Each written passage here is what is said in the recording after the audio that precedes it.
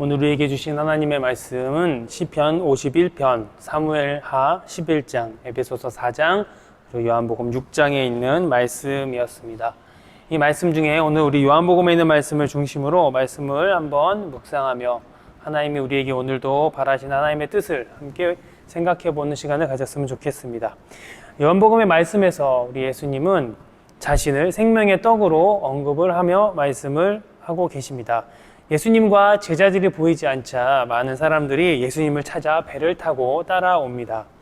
이렇게 따라온 사람들에게 예수님은 너희가 따라옴은 표적을 따라옴이 아니라 떡을 먹고 배불러서 따라왔다고 말씀을 하시면서 썩을 양식이 아닌 영생의 양식을 위하여 일을 하라고 말씀하십니다.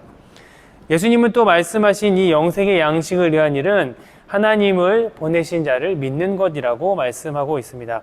이러한 예수님의 말씀에 사람들은 당신을 믿게 행하는 표적이 무엇인지를 묻습니다. 그러면서 조상들이 광야에서 먹었던 만나에 대한 이야기들을 그들이 하게 되자 예수님은 그 떡은 모세가 준 것이 아닌 하나님이 주신 것이며 이 떡이 항상 있기를 원하는 사람들의 이야기에 생명의 떡은 곧 예수님 자신이라고 말씀을 하십니다. 그러면서 예수님은 자신을 믿는 자는 결코 줄이지도 또한 목마르지도 않을 것이라 말씀하고 있습니다.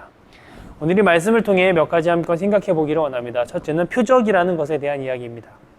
말씀을 통해 먼저 생각해 볼 것은 이 표적이라는 것인데 성경에는 표적이라는 말과 이적이라는 말 이런 표현들이 등장을 하게 됩니다. 이 둘은 비슷해 보이지만 다른 것을 이야기하고 있습니다. 이적은 초자연적인 현상이나 기적과 같은 일들을 이야기하는 것이라면 표적은 이러한 이적의 의미를 부여해서 알려주거나 또 이적을 실현하는 자에 대해서 밝히 드러나게 하는 것에 목적을 가지는 것이 바로 이 표적입니다.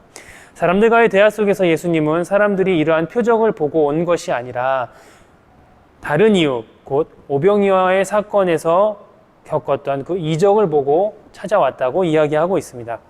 이렇듯 하나님은 표적을 통해서 분명한 것을 알리고 밝히시기를 원하고 계십니다. 표적이란 표현과 같이 이러한 하나님의 사인을 정확히 볼 수 있어야 한다는 것입니다. 그러면 오늘 말씀 속에 나타난 이 표적에 대한 이야기들을 조금 더 살펴보면 좋겠습니다. 오늘 말씀 속에 나온 이 표적을 우리는 좀 올바로 바라볼 수 있어야 되는데 먼저는 예수님과의 대화 속에서 사람들이 이야기한 이 광야의 떡에 대해서 한번 생각해 봤으면 좋겠습니다. 예수님에게 당신이 떡을 주어 먹게 함과 같이 광야에서 만나를 먹었던 것을 사람들이 이야기를 했습니다. 이들의 이야기에 대해서 예수님은 말씀하시기를 광야의 떡은 모세가 아닌 하나님이 주신 것이라는 것을 분명히 밝히시면서 이와 같이 하나님이 하늘에서 내린 참떡을 너희에게 주시고 또 이 떡으로 생명을 주신다고 말씀하고 있습니다. 바로 하나님이 주시는 구원의 은혜를 이야기하고 있는 것입니다. 이 말씀과 같이 광야의 떡, 만나를 먹고 사는 것으로 만나를 먹는 것으로 사는 것으로 보면 안 되고 모세의 능력으로 보면 안 된다라는 것을 우리는 말씀을 통해 바라볼 수 있습니다. 하나님이 주시는 은혜 그리고 도움의 손길은 세상에서 먹고 사는 것과 세상의 삶이 윤택해지는 것으로만 여겨서는 안 된다라는 것입니다. 이는 하나님이 주시는 것이고 하나님이 도우시고 하나님이 함께해 주시는 것인데 이것의 궁극적인 목적은 구원과 생명으로 인도하는 것을 우리들에게 알려주시고 또 그 길을 우리가 깨닫게 하기 원하시는 하나님의 표적임을 우리는 분명히 깨달아야 됩니다.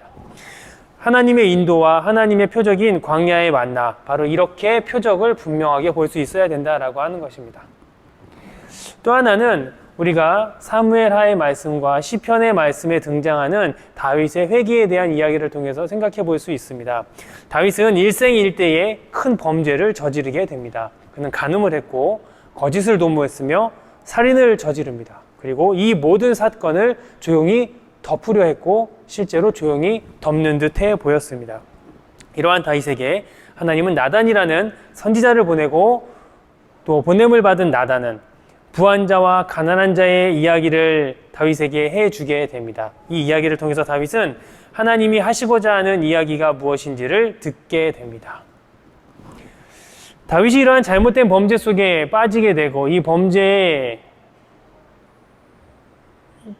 울타리 속에서 헤어나오지 못하고 점점 더 악한 일을 도모해갔던 이 과정 속에는 정욕의 목마름을 채우려고 했을 때 이 일들이 시작됐음을 우리는 볼 수 있습니다. 우리의 삶에는 여러 가지의 목마름이 있습니다. 그러나 우리는 궁극적인 삶에 대한 목마름, 생명에 대한 목마름이 아닌 다른 것에 집중을 하게 되면 말씀 속에 다윗과 같이 될 수 있음을 분명히 우리 삶에 대한 경계를 늦추지 말아야 한다는 것입니다. 그런 다윗에게 하나님은 나단 선지자를 오늘 보내셨습니다. 그리고 나단을 통해서 하나님은 다윗에게 이야기를 들려주십니다. 그리고 다윗은 그러한 하나님의 말씀에 동의를 하게 됩니다. 그리고 자신의 잘못을 인정합니다. 또 회개를 이야기하고 있습니다. 그러한 다윗은 자신의 잘못을 고백한 시를 만들어 줍니다. 잘못된 길로 가고 있던 다윗에게 하나님이 찾아오셔서 돌이키기 원하시는 하나님의 의도, 하나님의 말씀, 하나님의 길, 인도하심, 바로 하나님은 오늘 다윗에게 표적을 보여주시는 것을 우리는 발견할 수 있습니다. 나단 선지자를 통한 하나님의 말씀이 바로 의도된 하나님의 표적이었습니다. 요한복음에서 예수님은 썩은 양식을 위한 일이 아닌 영생하도록 있는 양식을 위해 일을 하라고 말씀하셨습니다. 그리고 요한복음 6장 29절 말씀과 같이 예수께서 대답하여 가라사대 하나님의 보내신 자를 믿는 것이 하나님의 일이라 라고 말씀하셨습니다. 하나님이 보내신 자를 믿는 것이 하나님의 일이라고 말씀하셨습니다. 잘못과 범죄를 저지른 다윗은 하나님이 보낸 하나님의 선지자 나단의 이야기를 들었으며 그의 이야기가 하나님의 이야기임을 믿었고 그의 이야기에 귀를 기울였음을 우리는 오늘 주목해야 된다는 것입니다. 오늘 말씀의 이야기들을 되돌아보면서 오늘 말씀은 오늘 우리에게 무엇을 이야기하고 있고 우리가 무엇을 보기를 하나님이 원하고 계십니까? 먼저는 썩을 양식이 아닌 영생하도록 있는 양식을 위한 삶을 살아야 됨을 이야기하고 있습니다. 썩을 양식을 위하여 일하지 말고 영생하도록 있는 양식을 위하여 하라. 이 양식은 인자가 너희에게 주리니 인자는 아버지 하나님의 인치신 자아니라 라고 예수님이 하신 말씀과 같이 예수님은 표적을 보지 못하고 세상의 정욕과 안목으로 바라보는 사람들에게 분명하게 말씀하고 있습니다. 썩은 양식이 아닌 영생을 위한 양식을 위한 삶을 살아라. 똑같은 광야에 만나지만 이를 잘못 보게 되고 잘못 이해하게 되면 썩을 양식을 보는 것과 같이 되고 또 다르게 보면 영생한 양식임을 발견할 수 있음에 주목해야 됩니다.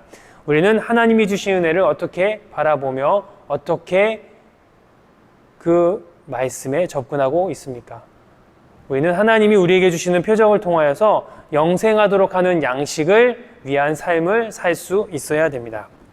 또 한 가지는 하나님이 보내신 자를 믿는 삶을 살아야 합니다. 사람들이 예수님께 이렇게 물었습니다. 저희가 묻되 우리가 어떻게 하여야 하나님의 일을 하오리이까?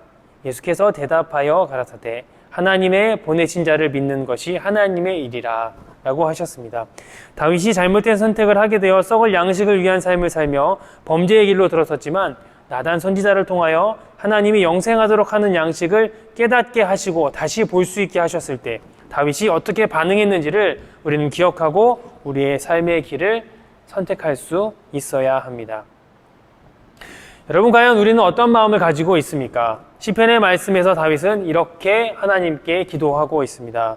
시편 51편 10절에 하나님이여 내 속에 정한 마음을 창조하시고 내 안에 정직한 영을 새롭게 하소서라고 이야기합니다. 내 속에 정직한 마음, 정한 마음을 창조하시고 라는 이 표현처럼 창조라고 하는 것은 회복해달라는 것과는 분명히 다름을 우리는 알 수 있습니다. 내 스스로는 이 문제를 해결할 수 없음을 다윗은 인정했습니다. 하나님이 우리를 인도하실 때 나의 잘못된 모습을 인정하고 또 새롭게 태어날 수 있는 하나님의 창조적 은혜를 인정하고 구할 수 있어야 한다는 것입니다. 다윗은 또 표현하기를 내 안에 정직한 영을 새롭게 하소서라고 고백합니다. 이 표현도 마찬가지입니다. 내 영을 하나님이 새롭게 해달라고 이야기합니다. 새롭게라고 하는 이 표현은 하나님의 절대적인 은혜를 인정하는 것입니다. 내 힘으로는 바꿀 수 없는 그 새로움을 하나님께 구하고 있는 것입니다. 오늘 우리에게 주신 말씀을 통해 우리의 삶의 자리를 함께 되돌아보기를 원합니다. 하나님은 우리에게 우리가 하나님의 곁으로 나아갈 수 있도록 하시기 위해서 표적을 보여주십니다. 이 표적을 올바로 우리는 바라볼 수 있어야 됩니다. 또 이 표적을 올바로 들을 수 있어야 합니다. 때론 다윗처럼 또 군중들처럼 썩어질 양식을 위해 살아갈 수도 있습니다. 그러나 하나님이 그러한 삶에서 되돌이키기를, 그 삶에 다윗의 표현과 같은 정한 마음을 창조하시며 정직한 영으로 새롭게 하시고자 하시는 그런 하나님의 사인, 하나님의 표적을 보여주셨을 때 우리는 이것을 발견하고 다윗과 같이 돌아올 수 있어야 합니다. 요한복음 6장 33절에 예수님은 이렇게 말씀하셨습니다. 하나님의 떡은 하늘에서 내려 세상에 생명을 주는 것이라. 하나님이 주시는 생명의 떡, 구원의 사인들, 또 생명의 예수 그리스도를 발견하고 그러한 삶을 선택할 수 있는, 썩을 양식이 아닌 생명의 떡과 영생의 하나님의 은혜를 발견할 수 있는 그 사인을 읽을 줄 아는 여러분들이 되시기를 주님의 이름으로 축복합니다.